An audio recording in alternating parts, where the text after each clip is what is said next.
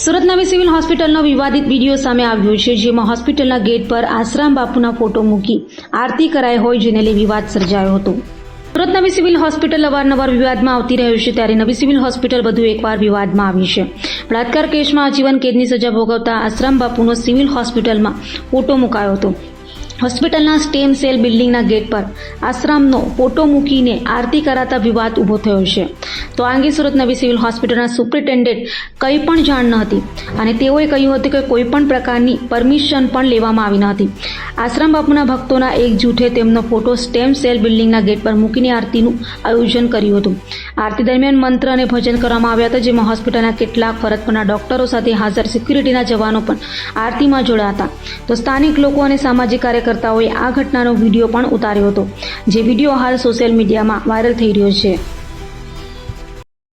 Doctor Ketan નાયક, RMO નવી civil hospital Surat. સાહેબ, civil હોસ્પિટલમાં આસારામની પૂજા અર્ચના કરતો વિડીયો વાયરલ થયો છે. શું જે આ સમગ્ર હકીકત? આ ઘટનાને હું સખત શબ્દોમાં વખોડી કાઢું છું. હોસ્પિટલ સત્તાવાળા તરફથી પણ સખત શબ્દોમાં વખોડી કાઢું છું.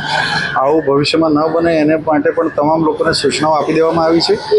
અને આ ફ્રૂટ વિતરણ કરવાની બાબતે સીધું આ રીતે ઘટના બની, જે અમારી જાણ બહાર હતું. અને મને જ્યારે અમારા સિક્યુરિટી ઓફિસર દ્વારા જાણ કરવામાં આવી તો મેં તાત્કાલિક બંધ કરવાની સૂચના આપી અને મારા સાથી સીએમઓ ડૉક્ટર ભરત પટેલને પણ મોકલી આપવામાં આવ્યા અને એણે બધું જ સાહિત્ય પણ લેવડાવી દીધું અને બધા લોકોને તાત્કાલિક ધોરણે બહાર મોકલાવી દેવામાં આવ્યા. સાહેબ, વિડીયોમાં પીડિયાટ્રિક વિભાગમાં આ કઈ રીતે બન્યું એ કંઈ ખ્યાલ નથી આવતો. મને એવું લાગે છે કે ગઈકાલે પહેલું નોરતું હતું એટલે લોકો જનરલી એવું સમજતા હોય કે આરતી એટલે માતાજીની આરતી હોય. એ કારણસર ગેરસમજમાં આવું કંઈક બન્યું હશે એવું લાગે છે. બાકી કોઈ પણ વ્યક્તિ ભણેલો ગણેલો હોસ્પિટલમાં હોય એ આસારામ બાપુની આરતી કરે એવું હું માનતો નથી. પીડિયાટ્રિક વિભાગના જિજ્ઞાસા પાટડિયા વિડીયોમાં સ્પષ્ટ આ જવાબમાં આવી ગયું છે.